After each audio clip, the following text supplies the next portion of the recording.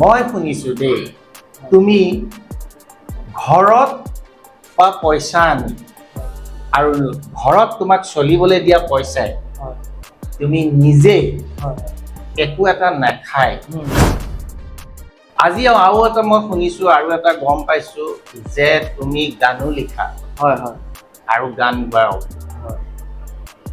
ক'ৰবাত তোমাৰ শিক্ষাগুৰু আছেনে যে তুমি বানপানীৰ সময়তো গৈ বানপীড়িত লোকসকলক আৰ্থিক সাহায্য দিছা এই যে দিছা বস্তু এটা কিনিবলৈ পইচা পাতি প্ৰয়োজন হ'ব যথেষ্ট প্ৰয়োজন এই পইচাটো তুমি ক'ত পাইছা নমস্কাৰ সমূহ অসমবাসী তথা নগাঁওবাসীক স্বাগতম জনাই ষ্টুডিঅ'ত আজি মই ৰাতুল বৰা আমি ইতিমধ্যে কৈ আহিছোঁ যে অসম তথা নগাঁৱৰ বিভিন্ন প্ৰান্তত যি প্ৰতিভাসমূহ লুকাই আছে আজি আমাৰ চেনেল তথা নগাঁও চেনেলৰ থ্ৰুৱেদি আমি ইতিমধ্যে প্ৰকাশ কৰি আহিছোঁ আৰু আজি আমি এগৰাকী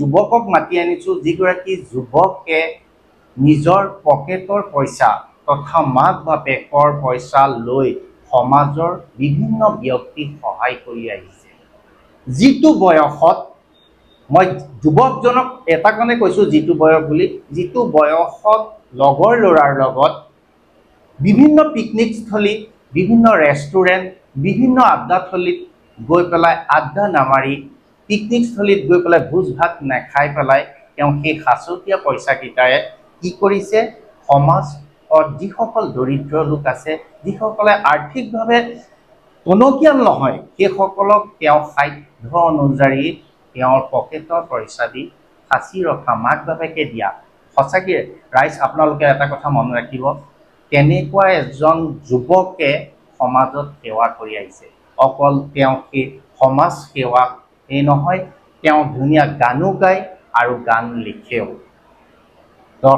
প্ৰিয় দৰ্শক আজি যিগৰাকী যুৱকৰ কথা মই কৈছোঁ সেই যুৱকজন মোৰ কাষতে আছে আপোনালোকে হয়তো আচৰিত মানিব যে যুৱকজনক দেখি পেলাই যে এইজন যুৱক ইমান কম বয়সত মিনিমাম হয়তো 21 বছৰমান হৈছে এই 21 বছৰ বয়সতে তেওঁ সমাজৰ কাৰণে চিন্তা কৰিছে সঁচাকৈ উল্লেখনীয় সঁচাকৈ শলাগ ল'বলগীয়া এই যুৱকজনক আজি আমি ষ্টুডিঅ'লৈ এটা কাৰণে মাতি আনিছোঁ যিটো বয়সত ৰং ৰহস্যৰ মাজত বুৰ যাব লাগিছিলে তেওঁ তাত বুৰ নগৈ পেলাই সমাজৰ লোকক সহায় কৰিছে যাতে তেওঁ অকণমান সহায়েৰে কোনোবা এজন ব্যক্তি উপকৃত হয় আৰু সেইকাৰণে আজি তেনেকুৱা এজন যুৱকক আমি মাতি আনিছোঁ আৰু আপোনালোকৰ মাজত আমি তেখেতৰ মনৰ কথা দুআষাৰমান জানিবলৈ মাতি আনিছোঁ আৰু মই জানিম তেখেতৰ পৰা আৰু আপোনালোকেও জানিব মোৰ নিচেই কাষতে বহি আছে সেই যুৱকজন অৰ্থাৎ মোৰ ভাইটি বুলি ক'ব লাগিব ভাইটি নমস্কাৰ কি নাম তোমাৰ পাৰ্থপ্ৰতিম মহন্ত ঘৰ তোমাৰ উত্তৰ বগাঁও কনচেপ্ট মই শুনিছোঁ দেই তুমি ঘৰত বা পইচা আনি আৰু ঘৰত তোমাক চলিবলৈ দিয়া পইচাই তুমি নিজে একো এটা নাখাই বা লগৰ ল'ৰাৰ লগত বিভিন্ন হোটেলে নুঘূৰি সমাজত থকা দুখীয়া দৰিদ্ৰ লোকসকলক তুমি বাছি বাছি সহায় কৰা কিয় এইটো বয়সত তেনেকুৱা এটা কাম কৰিবলৈ কিয় মন গ'ল মোৰ মন গ'ল মানে মই সৰুৰ পৰাই ৰাইজৰ হৈ সমাজৰ হৈ কিবা এটা কৰিবলৈ খুব হেঁপাহ আছিলে আৰু মই যিহেতু সংগীত জগতৰ লগতো জড়িত সাংস্কৃতিক জগতৰ লগত জড়িত নিশা যেতিয়াৰ পৰাই অনুষ্ঠান কৰি আহোঁ তেতিয়া দেখা পাওঁ যে তেখেতসকলৰ দুৰ্গগ্ৰস্ত অৱস্থা অভাৱগ্ৰস্ত অৱস্থা দেখিবলৈ অনুষ্ঠান কৰা 2 পইচা যেতিয়া পাওঁ ঘৰৰ পৰাও দিয়ে তেনেকৈ পইচা পাতি গোটাই যিমানখিনি পাৰিছোঁ আৰু আমিতো এতিয়া মা দেউতাৰ লগত খাইছোঁ কৰিছোঁ ঘৰত সুন্দৰকৈ শুইছোঁ বা এনেকুৱা ধুনীয়া এটা জীৱন যাপন কৰিছোঁ তেখেতসকলক কৰি চিন্তা কৰিবলৈ কিবা এটা কৰিবলৈ চেষ্টা কৰিছোঁ মানে যিটো তোমাৰ বয়স হয়তো 21 বছৰমান হৈছে এই 21 বছৰত এনেকুৱা এটা ভাৱ অহাটো বহুত ডাঙৰ কথা সমাজৰ কাৰণে চিন্তা কৰাটো এটা বহুত ডাঙৰ কথা কিন্তু তুমি লগৰ ল'ৰাৰ লগত নুঘূৰি বিভিন্ন জেগাত গৈ বা বন্ধু বান্ধৱীৰ লগত নুঘূৰি এনেকুৱা এটা ষ্টেজলৈ গুচি গ'লা যে ৰাইজৰ সেৱা কৰিব লাগিব মই মানুহক সহায় কৰিব লাগিব সেইটো মনলৈ কি এনেকৈ আহিল মনলৈ আহিল মানে মোৰ ঘৰখনতো মই তেনেকুৱা এটা পৰিৱেশ পাইছোঁ, মোৰ দেউতাও তেনেকৈ সমাজ সেৱক নহ'ব পাৰে, তথাপি দেউতাও তেনেকৈ জড়িত, সহায় কৰে, ঘৰত তেনেকুৱা এটা পৰিৱেশ পাইছোঁ। মোৰ ককাও তেনেকুৱা আছিলে, মানুহক সহায় কৰে, মানুহক সহায় কৰে। সহায় কৰে কৰে। মোৰ ককা অম্বিৰাম বৰা, হয় ককাও তেনেকুৱা আছিলে। ককা কুচৰাজবংশী এজন মানে সদস্য বুলিয়ে ক'ব লাগিব, প্ৰাক্তন কৃতি শিক্ষক আছিলে। হয়, ঘৰৰ পৰা তেনেকুৱা এটা পৰিৱেশ পোৱাৰ বাবে মই আজি এইখিনি পৰ্যায় পাইছোঁ। আৰু মানে সহায় কৰি তোমাৰ ভাল লাগে নেকি? ভাল লাগে, ভাল লাগে। যিটো তুমি সহায় কৰি ভাল পোৱা, মনত কেনেকুৱা ভাৱ এটা হয়? মনত মানে পৰম তৃপ্তি সুখ পোৱা যায় আৰু যে বহুত কিবা এটা কৰিলোঁ, মোৰ কাৰণে যদি আন দহজনৰ মুখত হাঁহি বিৰিঙি যায়, এইটোতো বহুত ডাঙৰ কথা ন। মানে আজি আৰু এটা মই শুনিছো আৰু এটা গম পাইছো যে তুমি গানো লিখা। হয় হয়। আৰু গান গাও। হয়। ক'ৰবাত তোমাৰ শিক্ষাগুৰু আছেনে? শিক্ষাগুৰু আছে আছে আছে। মোৰ শিক্ষাগুৰু মানে মোৰ আনুষ্ঠানিক শিক্ষা বুলি তেনেকৈ লোৱা নহ'ল। আনুষ্ঠানিক শিক্ষা লৈছিলোঁ যদিও কিছু অসুবিধাৰ বাবে মই নিজৰ ব্যক্তিগত অসুবিধাৰ বাবে আধাতে সামৰিব লগা হ'ল। কিন্তু মঞ্চলৈ উলিয়াই অনা বা মোক মঞ্চত গীত পৰিৱেশন কৰিবলৈ শিকোৱা বা ষ্টুডিঅ'ত এটা গীত বাণীবদ্ধ কৰাৰ ক্ষেত্ৰত মোৰ পৰম শ্ৰদ্ধাৰ গুৰু বিষ্ণু শৰ্মা, মোৰ ককাইদেউ খুব মৰমৰ, তেখেতৰ সহায়তে মই আজি এইখিনি পৰ্যায় পাইছোঁ। মই তেখেতৰ নাম ল'বই লাগিব, আৰু বহুতে তেনেধৰণে সহায় কৰিছে। মই তোমাক সংগীত জগতখনৰ বিষয়ে সুধিম, তাৰ আগতে মই তোমাক এটা কথা সুধিবলৈ থাকি গ'ল যে তুমি বানপানীৰ সময়তো গৈ বানপীড়িত লোকসকলক আৰ্থিক সাহায্য দিছা। এই যে দিছা, বস্তু এটা কিনিবলৈ পইচা পাতি প্ৰয়োজন হ'ব, যথেষ্ট প্ৰয়োজন। সেই পইচাটো তুমি ক'ত পাইছা? অনুষ্ঠান প্ৰতিষ্ঠান কৰিলে যিবিলাক মাননি পাওঁ, ধৰক সেই মাননিখিনি গোটাই থওঁ, ঘৰতো কিবা এটা দিয়ে চলিবলৈ। সেই লগ বন্ধুৰ লগত নগৈ সেই পইচাটো গোটাই থওঁ। মোৰ মানে এনেকুৱা ধৰণৰ, মই যদি আপোনাৰ আজি 50 টকা এটা পালোঁ, তাৰ 20 টকা এটা ৰাইজৰ কাৰণে মই গোটাই যাওঁ, 30 টকাটো নিজৰ কাৰণে। ভাল কথা। আৰু ঘৰত খুজিছা নেকি পইচা, যে দেউতা বা মা মোক পইচা দিয়া, মই এইখিনি মানুহক হেল্প কৰোঁ? এই ক্ষেত্ৰত দেউতা বা মায়ে বাধাৰ সৃষ্টি দিছে নেকি? নাই নাই নাই, বাধাৰ সৃষ্টি একেবাৰে দিয়া নাই। মই ঘৰত মানে মই যিমানখিনি বাৰু নিজৰখিনি কিবা এটা দিওঁ নিজৰ ফালৰ পৰা, ধৰক বয়সো কম এতিয়া মোৰ, তেনেকৈ উপাৰ্জনো কম। হয়। তাৰপিছত ঘৰত দেউতাই নিজে আগবাঢ়ি আহে যে তুমি এইখিনি দিয়া, ময়ো দিছোঁ এইখিনি লগতে যোৱাই সহায় কৰা। এনেকুৱা এটা পৰিস্থিতিৰ সৃষ্টি হৈছে নেকি যে কাৰোবাক তোমাৰ সহায় কৰিবলৈ মন গৈছে, হাতত পইচা নাই, মা বা দেউতাক খুজিব লাগিব, তেনেকুৱাত তুমি মা বা দেউতাৰ ওচৰলৈ গৈছা, পইচা খুজিছা, দেউতাই হওক বা মায়ে হওক কিবা ধমকি দিছে নেকি যে মই পইচা দিব নোৱাৰিম, তই এইবিলাক কাম নকৰিবি, নালাগে, তেনেকুৱা এটা চিষ্টেম বা পৰিস্থিতিৰ সন্মুখীন হৈছা নেকি? নাই, ঈশ্বৰৰ কৃপাত আজিলৈকে তেনেকুৱা এটা পৰিস্থিতিৰ সন্মুখীন হোৱা নাই দেই। ঈশ্বৰৰ কৃপাত আজিলৈকে তেনেকুৱা এটা পৰিস্থিতিৰ সন্মুখীন হোৱা নাই। দেউতাক ক'লেও বা মাক ক'লেও কথাটো সুধি লওঁ, মই টকাটো ক'লৈ নিছোঁ, কি কৰিছোঁ, তাৰপিছত কিন্তু সম্পূৰ্ণ সহযোগিতা আগবঢ়াই দিয়ে। বহাই কোনো বাধা নিদিয়ে? বাধা নাই। তাৰমানে কথাটো জানিব বিচাৰে আৰু যে মই টকাটো লৈ কি কৰিম কি নাই, জানিব বিচাৰিব দিয়কচোন। হয় হয়, জানিব লাগিব। তোমাৰ এতিয়া বয়স একেবাৰে কম বয়স, 21 বছৰ হৈছে, ভোটাৰ লিষ্টৰ পৰা নাম উঠিছে। তেনেহলে এইটো বয়সত তুমি পইচা যদি সৰহকে খোজা, তেনেহলেতো মই নিজে বাপেকে হিচাপে মই মোৰ নিজৰ সন্তানকো মই খুজি যে কেলে লাগে ইমান টকা, কি কৰিবি, সেইটোতো তোমাৰ দেউতাই সোধে নিশ্চয়। সোধে যেতিয়া যেতিয়া তুমি কামটো কৰা, সেয়া ফটো আনি পেলাই দেউতাক দেখুওৱা নে? দেখা পায়। দেউতাই তেতিয়া বিনা বাধে মানে দিয়ে। আৰু এই ক্ষেত্ৰত তোমাক চবচে মানে এটা পাৰ্চনৰ কথা ক'বা, স্পেচিয়েল তেনেকুৱা পাৰ্চন আছে নেকি যে লাইফত তোমাক এইটো কামত, তাৰমানে মানুহক সহায় কৰা যে ক্ষেত্ৰখনত কোনে বেছি সহায় কৰিছে বা কোনে তোমাক বেছি অনুপ্ৰেৰণা দিছে? এই পৰ্যায়টোলৈ অনা, এই সমাজসেৱাৰ যিটো এইটো যিটো সমাজসেৱাৰ কথা কৈছো, যেনে মানুহখিনিক সহায় কৰা, দুখীয়া মানুহখিনিক সহায় কৰা, বানপীড়িত লোকক সহায় কৰা, দুখীয়া এজন মানুহ দেখিলে তোমাক সহায় কৰিবলৈ মন যোৱা, এই ক্ষেত্ৰত তোমাক অনুপ্ৰেৰণা যোগোৱা এজন নিৰ্দিষ্ট ব্যক্তি আছে নেকি, যিজনে তোমাক যে কৰ এইখিনি ভাল কাম, মই আছো, চিন্তা কৰিব নালাগে? এই কথাটো কয় দেই, মোৰ মা দেউতা দুয়োজনে কয়। যে মই আছো লগত। আৰু আমি নগাঁও প্ৰেছ ক্লাবখনৰ নাম ল'বই লাগিব, নীলোৎপল দা, অজিত দা, গোটেই নগাঁও প্ৰেছ ক্লাবখনৰ নামটো ল'বই লাগিব। আজি এইটো পৰ্যায় পোৱা মূলতে এজন মানুহ হৈছে, আজি যে আপোনালোকৰ এই আসনখনত বহিব পাৰিছো, এইটোৱে মূলতে এজন মানুহ হৈছে নীলোৎপল বৰা। তেখেত মোৰ খুব মৰমৰ শ্ৰদ্ধা ককাইদেউ। মা দেউতাৰ পিছতে তেখেত এজন অভিভাৱক। অজিত দা, অজিত শইকীয়া, তেখেতে প্ৰাগ নিউজত গম পায়ে চাগে, নীলোৎপল দাটো নিউজ 18, তেখেতসকলৰ তত্বাৱধানতে আজি এইটো পৰ্যায় পাইছো। আজি আপোনালোকৰ এইখন আসনত তেখেতসকলৰ মৰম চেনেহতে তেখেতসকলে মানে কয় যে তুমি কৰা, আমি আছো লগত। এনেকে অনুপ্ৰেৰণা যোগায় ন। মই জনামতে এতিয়া তোমাৰ সংগীত জগতখনলৈ আহোঁ, তুমি এইখিনি কাম কৰিলা। আৰু এটা কথা বা সংগীত জগতলৈ যোৱাৰ আগতে মই এটা কথা সুধিব বিচাৰিছোঁ যে এতিয়া 21 বছৰ হৈছে, তোমাৰ একো নাই, ইনকামো নাই, ইনকাম নাই। এই আগলৈও যেতিয়া ডাঙৰ হ'বা এনেকে সমাজৰ কাম কৰি যোৱাৰ এটা মন আছে নেকি? মন আছে আছে আছে। আছে।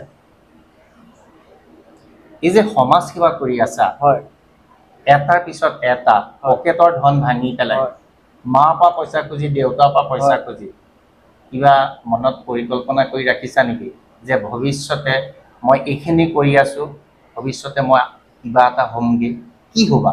কিবা এটা হ'বলৈ মন আছে নেকি? নাই, কেনেকুৱা ধৰণৰ কথাটো মানে সুধিলে? এতিয়া ধৰা তুমি সৰুৰ পৰা আগবাঢ়ি গৈ আছা, সহায় কৰি কৰি গৈ আছা, কিবা এটাতো এই সহায় কৰা অন্তৰালত কিবা এটাতো তোমাৰ থাকিব মনত যে মই এনেকে আজি সহায় কৰি কৰি গৈ আছো, গৈ এটা ষ্টেজ পামগে, সেই ষ্টেজটোত মই কোনোবা এটা ধৰক, মই ৰাজনীতি বিভাগটোৰ কথাই ক'ব বিচাৰিছো দেই, হা, মই ৰাজনীতিত জইন কৰিমগে নেকি লাষ্টৰ ফালে? নাই, বৰ্তমানলৈকে তেনেকুৱা একো ভবা নাই বাৰু, বহুত সৰু হৈ আছে, তেনেকুৱা একো ভবা নাই। কি হয় পিছৰ পৰ্যায়তো বাৰু দেখা যাব, কিন্তু মই বৰ্তমানলৈকে তেনেকুৱা একো কথা ভবা নাই। এতিয়া তোমাৰ বয়স 21 বছৰ, এইটো ৰাজনীতিৰ কথা সোধাটো মই যুক্তিসংগত হোৱা নাই, কিন্তু 21 বছৰৰ পৰা যেতিয়া তুমি পকেটৰ পইচা খৰচ কৰিছা, দেউতাৰ পৰা পইচা আনিছা, মাৰ পৰা পইচা আনিছা, কিবা এটাতো চিন্তা কৰি মানুহক সহায় কৰি আছা। সহায় কৰিছা মানে মোৰ ব্যৱসায় কৰিবলৈ বহুত মন, ব্যৱসায় জগতখনত যাবলৈ মোৰ বহুত মন, সৰুৰ পৰা ব্যৱসায়ৰ লগত জড়িত হ'বলৈ মন। ব্যৱসায় কৰি যাম আৰু ৰাইজক নিস্বাৰ্থভাৱে সহায় কৰি যাম, কোনো ৰাজনৈতিক দলৰ দ্বাৰাই মই সহায় নকৰোঁ, যিমান পাৰোঁ খাদ্য অনুযায়ী সদায় সহায় কৰি যাম আৰু ৰাইজৰ সেৱাত সদায় ভৰ্তি হৈ যাম। আজি মই ধৰি ললো এজন ব্যক্তি তোমাৰ ঘৰলৈ গৈছে, যথেষ্ট দুখীয়া, যে তোমাৰ নামটো জানে, তোমাৰ ঘৰ ক'ত জানে, তোমাৰ ওচৰলৈ গ'ল, যদি তোমাক সহায়ৰ কিবা এটা হাত আগবঢ়ায়, তুমি কেনেকে আগবঢ়াবা? তেওঁ নোচোৱাকে তুমি তেওঁক সহায় আগবঢ়াবানে, নে তেওঁৰ বেকগ্ৰাউণ্ডটো তুমি চাবা? তেখেতৰ পৰিৱেশ পৰিস্থিতি অলপ চাব লাগিব, কেতিয়াবা কৰি খাব পৰা অৱস্থাত আছেনে নাই, বা কি বুলি সহায় বিচাৰিছে, কি কেনেকে কি। গুড। প্ৰথম সেইটোৱে মই জানিব বিচাৰিছোঁ যে মানুহ এজনে সহায় বিচাৰি আহিলে দি দিয়াটো যুক্তি নহয়, তেওঁ কিমান যুক্তিগতভাৱে বিচাৰি আহিছে, তেওঁ যে কৰি খাব পাৰিছে নে নাই, যে একেবাৰে নোৱাৰে, সেই একেবাৰে নোৱাৰাজনকে সহায় কৰিব লাগে, কিন্তু এজন কৰি খোৱা মানুহক কেতিয়াও সহায় কৰিব নালাগে। কাৰণ মই এটা কাৰণে কৈছো, তেওঁ কৰি খাব পাৰে, হয়নে নহয়? ক'ৰবাত কিবা এটা কৰি হ'লেও খাব, কিন্তু যদি এজন মানে ফিজিকেলি হেণ্ডিকেপ হয় বা একে বয়সস্থ হৈ গৈছে, তেনেকুৱা মানুহক সহায় কৰিব লাগে, হয়নে? আৰু তেনেকুৱা মানুহক সহায় কৰি কেনেকুৱা লাগে বাৰু? মনত পৰম তৃপ্তি পোৱা যায়, আনন্দ পোৱা যায়, যে মানে বুজাব নোৱাৰি আৰু এইটো কেনেকে বুজাব নোৱাৰি ন, ভাল লাগে। এই যে বানপানীৰ সময়ত যে তুমি যোৱা, মানুহখিনিক সহায় কৰা, মানুহৰ পৰিস্থিতিবিলাক দেখা, কি কি দিয়াগে তুমি বানপানীৰ সময়ত? আপুনি ধৰক ৰেচন পাতি, মাহেকীয়া ৰেচন পাতি, চাউল, দালি, আটা, চেনি, এনেকুৱা ধৰণৰ চেনিটাৰী পেড, মমা ধূপ, ব্লিচিং পাউডাৰ, ফেনাইল, এনেকুৱা জাতীয় বস্তুবিলাক দিয়া। আৰু ভৱিষ্যতলৈও তুমি যেতিয়া ডাঙৰ হ'বা, এই আজি যিটো তুমি সহায় কৰি আছা, পকেটৰ ধন খৰচ কৰি বা মা দেউতাৰ পৰা আনি, ভৱিষ্যতলৈ সেই একেটা মানে মনোভাৱে তোমাৰ থাকি যাব নে? থাকিব। মই জীয়াই থকা পৰ্যন্ত মোৰ জীৱনৰ শেষলৈকে এইটো মনোভাৱ সদায় থাকিব।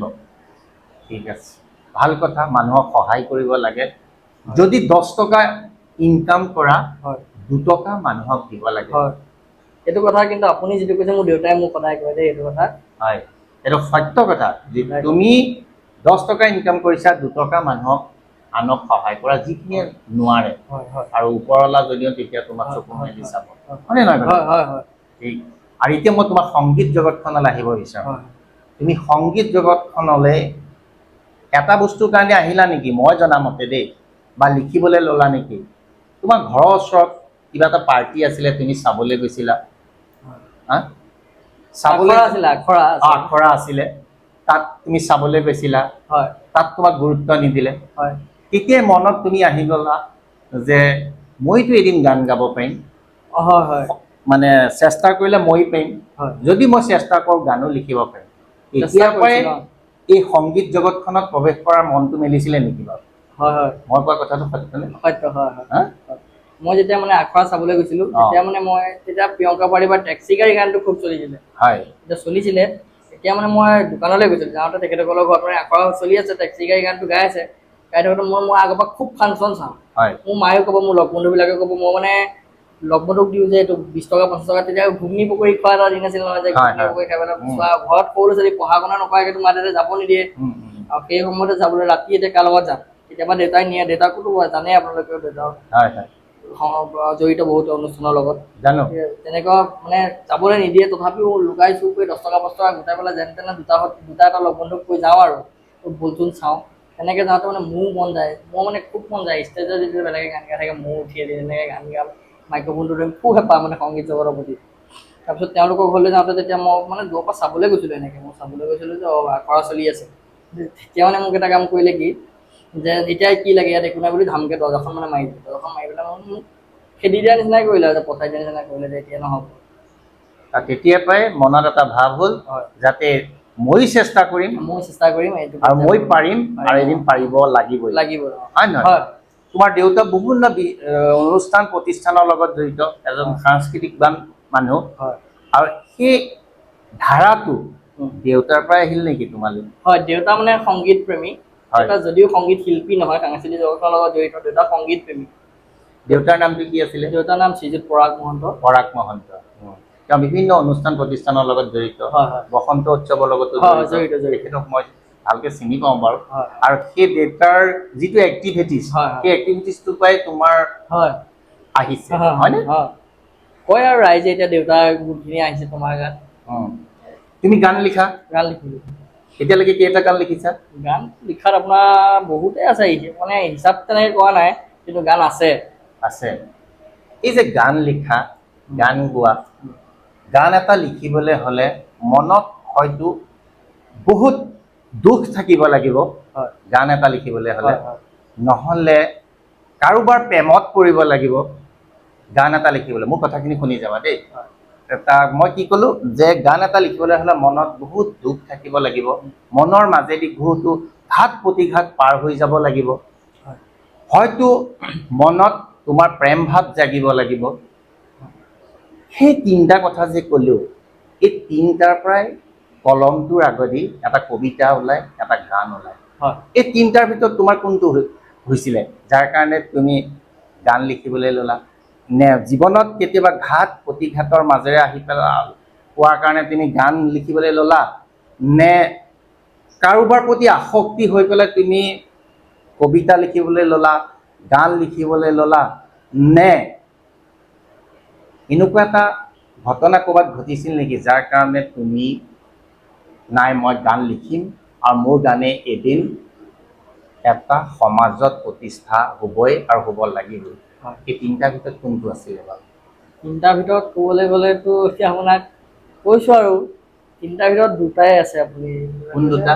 যে ঘাত প্ৰতিঘাতৰ মাজেৰে আহিলোঁ, ঘাত প্ৰতিঘাতৰ মাজেৰে আহি আজি এইটো পৰ্যায়ে পাইছোঁ, আপোনাৰ লগত বহি কথা পাতিব পাৰিছোঁ, এইটো পৰ্যায়ে পাইছোঁ। আৰু জীৱনত প্ৰেম নাই বুলি নকওঁ, প্ৰেম অকল ভাল পোৱাৰ প্ৰেম, প্ৰেম প্ৰকৃতিৰ প্ৰতি প্ৰেম, প্ৰেমটো সকলোৰে প্ৰতি থাকে। প্ৰেম অকল এজনী ছোৱালীক ভাল ছোৱালী পোৱা বুলি নহয়, প্ৰেম নহয়। প্ৰেম হৈছে মানুহক ভাল পাব লাগিব, সমাজখনক ভাল পাব লাগিব, প্ৰকৃতিখিনিক ভাল পাব লাগিব, সেইটো এটা প্ৰেম। সেইটো এটা প্ৰেম। তাৰমানে এই যে মই ক'লো তিনিটা, নে কাৰোবাৰ কোনোবা যুৱতীৰ প্ৰতি আসক্তি হৈ পেলাই কবিতাটো লিখিছিলা, নে সমাজখনৰ প্ৰতি ভাল ভাৱ দেখি পেলাই লিখিছিলা, নে প্ৰকৃতিৰ প্ৰেমত পৰিছিলা? কোনটো এই তিনিটাৰ ভিতৰত কোনটো হৈছিলে তোমাৰ? প্ৰকৃতিটো প্ৰেমত পৰিছিলোঁ। প্ৰকৃতিৰ প্ৰেমিকটো মই আগৰ পৰাই প্ৰকৃতি প্ৰেমিক, আৰু মোৰ জীৱনত এগৰাকী বহাল মানে আপোনাক এটা প্ৰেম বুলি নকওঁ আৰু ৰাষ্ট্ৰীয়ভাৱে প্ৰেম বুলি নকওঁ আৰু আছে মোৰ জীৱনত তেনেকুৱা এগৰাকী। তোমাক মানে অনুপ্ৰেৰণা যোগে মই এতিয়া নামটো ৰাজহুৱাকে নালাগে, নাম ক'ব নালাগে, ক'বলৈ বিচৰা নাই। তুমি মই নাম ক'ব কোৱা নাই, নাম তুমি ৰাজহুৱা কৰিব নালাগে। তাৰমানে তেনেকুৱাগৰাকী যুৱতী বুলিয়ে কৈছোঁ, যুৱতী। যুৱতীৰ অনুপ্ৰেৰণাতে তুমি গান লিখিবলৈ ল'লা, হয়? বাৰু ঠিক আছে, যিখিনি নহওক কাৰোবাৰ অনুপ্ৰেৰণাততো তুমি গান লিখিছা, তেখেতে ভাল কথাত লিখি আছা হা বেয়া দিশততো তোমাক নিয়া নাই ভাল দিশতে লৈ গৈ আছে লৈ গৈ আছে হয় নে নহয়? বৰ্তমানে তেখেতে মানে সমাজ সেৱাৰ ক্ষেত্ৰতো মোক বহুতখিনি আগুৱাই যাবলৈ কয় যে মই আছো তুমি লাগি যোৱা good.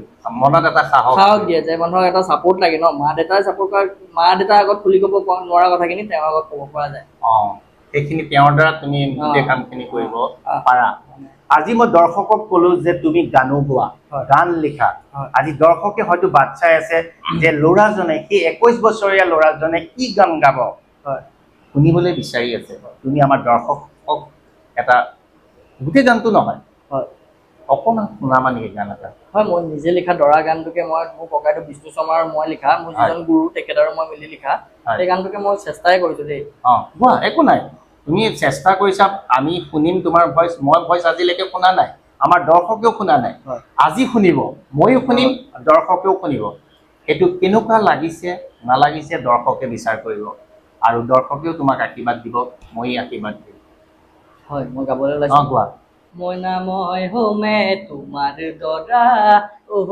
মুখত ৰুমাল ধৰা হোমৰ গুৰিত বহি তোমাক আনিম তৰা মায়োৱা দৰিব মোক কলহৰে তলতে ৰৈ জোঁৱাই বুলি যাচিব চুমা মোৰেনো দুগালতে ঐ মায়োৱা দৰিব মোক কলহৰে তলতে ৰৈ জোঁৱাই বুলি যাচিব চুমা মোৰেনো দুগালতে বঢ়িয়া ভাল লাগিছে তোমাৰ গানটো আৰু সেইটো যদি এটা স্পীকাৰত গালোহেঁতেন আৰু সুন্দৰ লাগিলহেঁতেন ভাল লাগিল তুমি এতিয়ালৈকে কিমানখন ষ্টেজত তুমি গান গাইছা ষ্টেজ তেনেকেতো হিচাপ কৰা হোৱা নাই তাৰমানে মইতো অকলশৰে ষ্টেজত সংগীত অনুষ্ঠান ধৰক মই নিজে মানে প্ৰগ্ৰাম চগ্ৰাম অকলশৰে কৰা নাই মোৰ অকলশৰে মঞ্চখন এৰি দিয়ে দেই মোৰ গুৰু বিষ্ণু শৰ্মা মই বাৰে প্ৰতি কৈছোঁ তেখেতে মোৰ অকলশৰে মঞ্চখন এৰি দিয়ে তেখেতে নগাঁৱৰ তেখেতে এজন নাম থকাই শিল্পী বিষ্ণু শৰ্মা বুলি ক'লে প্ৰায় আমাৰ নগাঁৱত সকলোৱে চিনি পায় অসমৰ বিভিন্ন স্থানত অনুষ্ঠান কৰিছোঁ তেখেতৰ লগতে মই তেনেকৈ তেখেতে মানে বহি নাথাকে তেখেতৰ প্ৰায় অনুষ্ঠান থাকেই আৰু প্ৰত্যেকটো অনুষ্ঠানতে মই ধৰক 100% অনুষ্ঠানত মই 95% মই থাকোঁৱেই তেখেতৰ লগত তেনেকৈ মানে হিচাপ কৰা এই যে ষ্টেজত গান গাবলৈ তোমাক মাতে হয় তুমি এতিয়া হিচাপ দিব পৰা নাই বা কিবা এখনতো গাইছা বা মনত নাথাকে একো ডাঙৰ কথা নহয় এই যে ষ্টেজত গান গাবলৈ যাওঁতে কেতিয়াবা এনেকুৱা এটা পৰিস্থিতিৰ সন্মুখীন হৈছা নেকি যিটোৱে তোমাৰ মনটো বহুত দুখ লগাই দিছে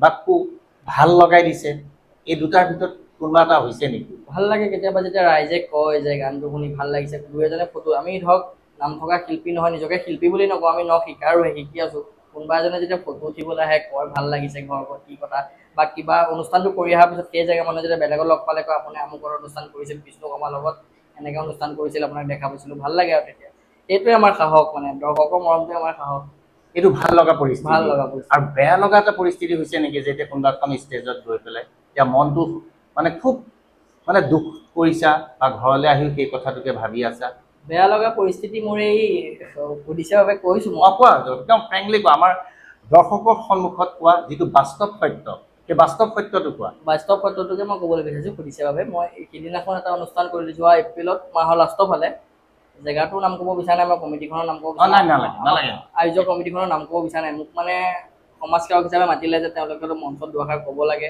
মোক এটি সম্বৰ্ধনা জনাব সেইমতে মই গ'লোঁ আৰু সমাজ সেৱা ধৰক যিহেতু মই নিজৰ ফালৰ পৰা কৰি আছোঁ ব্যক্তিগতভাৱে সেইমতে মানে কমিটিখিনিয়ে মোক হেৰি কৰে আৰু যে অহা যোৱা গাড়ী তেলটো হওক বা কিবা এটা ন্যূনতম মানৰে আমিতো সমাজ সেৱা কৰোঁ গতিকে সেই পইচাটো মই ব্যক্তিগতভাৱে ৰাখি নথওঁ যিটো পইচা দিয়ে মই সেইটো ৰাইজলৈকে মই আগবঢ়াই দিওঁ মই দিওঁ গতিকে তেনেকৈ কথা বতৰা পাতিলে এটা ঘৰত লাষ্টত সোধে যে কিবা এটা দিম যেনেকৈ নৰ্মেল অন্যও কৰে তেওঁলোকেও কৰিব বুলি ক'লোঁ দিলোঁ হ'ল তাৰপিছত অনুষ্ঠান কৰিলোঁ পৰিৱেশন কৰিলোঁ মানে খুবেই এজন যে মানুহ মাতিছোঁ সন্মান কৰিবলৈ বহিবলৈ এখন আসন দিব লাগে এখন কিবা এসাঁজ চাহ খাবনে বা পানী এবটল খাবনে পানী এগিলাচ খাবনে কোনো মানে সন্মানৰ যোগ্যই নহ'ল কোনো ৰেছপনচিবিলিটি নাই মাত্ৰ গামোচাখন পাইছে এজন সমাজসেৱকক আপুনি এটা কথা কওক মই ইমান ডাঙৰ মানুহ নহয় বাৰু তথাপিও মই এটা কথা কৈছোঁ আপুনি মোক ৰাতি 9টা বজাত মাতি 2টা বজাত গামোচা পিন্ধাই নেকি এইটো পৰিস্থিতিৰ সন্মুখীন হৈছে সেইটোৱে মনটো হয়তো বেয়া লাগি আজিলৈকে হয় এইটো ভাল কথা বা দুটা কথা আমি জানিব পাৰিলোঁ এটা ভাল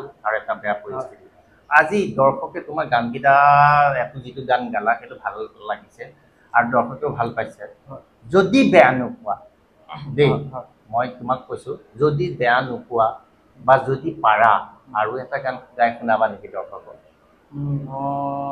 ঠিক আছে শুনাম। শুনোৱা, আমাৰ দৰ্শকেও শুনক। ঐ আমাৰ গাঁৱতে তিনিআলি মূৰতে সৌজনীনো গোটেই গাঁৱতে কাৰে মন ভুলোৱা আৰু পামনিছো তাইক দেখিলে কলিজা কপে তাইৰ হাঁহিতে গোলাপ ফুলে মাৰে নাজানে দেউতাৰাই নাজানে বিহুতে পলোৱাই নিপুকে ৰূপা ঘৰৰে লখিমী ৰূপে। ধন্যবাদ। ধন্যবাদ। আজি দৰ্শকেও শুনিলে, দুটা গান শুনিলে, ভাল লাগিছে। হয়তো ষ্টেজত শুনিলে এই গানটোতে বহুত ধুনীয়া লাগিব। আজি আমি তোমাক মাতি আনি আমি দৰ্শকক চিনাকি কৰি দিলোঁ। সেইটো অসমবাসী তথা নগাঁওবাসী ৰাইজেও গম পালে তোমাৰ মনৰ কথা। আৰু মই যি দুটা গীত পৰিৱেশন কৰিলোঁ সেই দুটা গীত আচলতে মই নিজে লিখা। তুমি নিজে লিখা? বহুত ভাল নিজে কথা। সৰুৰ পৰা। এতিয়ালৈকে কিমানটামান গান লিখিছা? গান আছে ধৰক আপোনাৰ কমেও 200 মানে চব কলিবিলাক লিখিত আছে। যেতিয়া কৰিব লওঁ তেতিয়া আলোচনাৰ মাজেৰে যায় আৰু অকলশৰেতো কৰা নাযায়, আলোচনাৰ মাজেৰে গীতবিলাক আগবঢ়ালোঁ। তুমি লিখা গান কোনোবাই গাইছে নেকি? নাই বৰ্তমানলৈকে তেনেকৈ গোৱা নাই। গোৱা নাই। ভৱিষ্যতে তেনেকুৱা আশা আছে নেকি যে মোৰ গান, মই লিখা গান আনে গাওক? মোৰ আশা এটা আছে, কি হয় নাজানো আৰু কৰি গৈ আছোঁ। তোমাক এতিয়া তুমি সংগীত জগতখনৰ লগত জড়িত আছা। তুমি এই সংগীত জগতখনৰ কোনগৰাকী শিল্পীক চবতকে বেছি ভাল পোৱা? মানে নৱপ্ৰজন্মৰ নে? নৱপ্ৰজন্মই হওক বা তুমি তোমাতকে ডাঙৰ হওক। তাকে কৈছোঁ নৱপ্ৰজন্মৰ মানে এতিয়া কণ্ঠশিল্পীৰ ভিতৰত আৰু যিখিনি মানে তোমাৰ ভাল লগা এজন নিৰ্দিষ্ট এজন শিল্পী।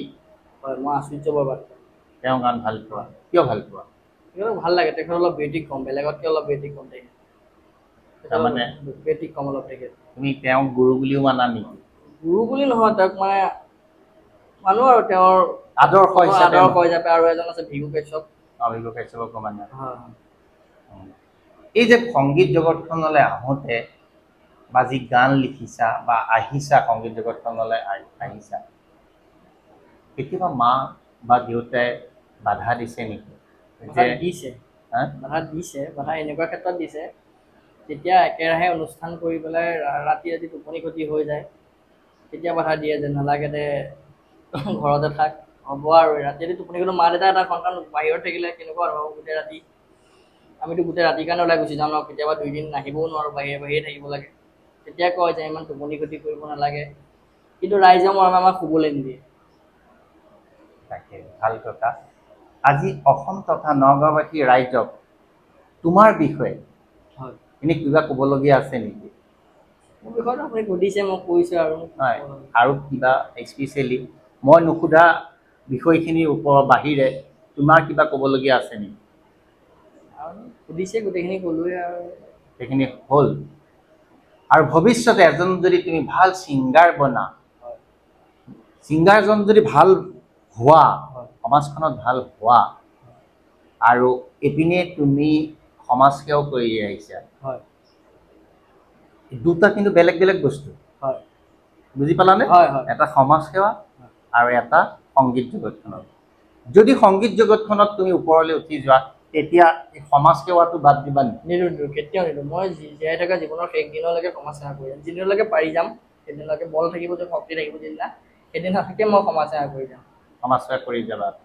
প্ৰিয় দৰ্শক, আজি আপোনালোকে এই 21 বছৰীয়া ল'ৰাজনে সঁচা কথা ক'বলৈ গ'লে এইটো যিটো জেনেৰেশ্যন চলি আছে, অনুজসকল আছে, আমাতকৈ যিসকল অনুজ আছে, সমাজৰ সেৱা কৰাটো দূৰৰে কথা, এগৰাকী ব্যক্তিক তেওঁলোকৰ বয়োজ্যেষ্ঠসকলক ভালকে মাত এষাৰো দিব নোখোজে। কিন্তু এনেকুৱা এটা ছিটুৱেশ্যনত, এনেকুৱা এটা পৰিস্থিতিত এই 21 বছৰৰ ল'ৰাজনে নিজৰ পকেটৰ পইচা দি মাক বাপেকৰ পৰা পইচা আনি পেলাই সমাজৰ সেৱা কৰিছে। ইয়াতকৈ আৰু ভাল লগা কথা কিবা হ'ব পাৰেনে? প্ৰিয় দৰ্শক, এই ল'ৰাজনক আপোনালোকেও আশীৰ্বাদ কৰক, আমিও আশীৰ্বাদ কৰোঁ, যাতে ভৱিষ্যতেও তেওঁ দুখীয়াসকলক, যিসকলে এসাঁজ খাই এসাঁজ খাবলৈ কাৰণে 100 বাৰ চিন্তা কৰে, সেইসকলক তেওঁ যাতে সহায় কৰিব পাৰে, কিবা এটা বস্তু দিব পাৰে নিজৰ সামৰ্থ্য অনুযায়ী, সেইটো আপোনালোকে তেওঁক আশীৰ্বাদ কৰক। আজি আমাৰ নগাঁও চেনেলৰ তৰফৰ পৰাও আমি তেখেতক আশীৰ্বাদ কৰিছোঁ, ধন্যবাদ। যাতে ভৱিষ্যতে তেওঁ যি আশা, যি পৰিকল্পনা, যি উচ্চ আকাংক্ষা আছে বাস্তৱত পৰিণত হওক। আৰু সংগীত জগতখনৰতো তেওঁ ষ্টেপ বাই ষ্টেপ উঠিব বিচাৰিছে, গান লিখিছে, বহুত ভাল কথা। এইটো বয়সত গান লিখাটো বহুত ডাঙৰ কথা। গান লিখিছে, বিভিন্ন ষ্টেজত গৈ তেওঁ গাইছে। আৰু প্ৰিয় দৰ্শক, আপোনালোকে শুনিলে দুটা গান আমি তেখেতৰ পৰা শুনিলোঁ, যথেষ্ট ভাল লাগি, সুন্দৰ গান গাইছে, ভাল লাগিছে।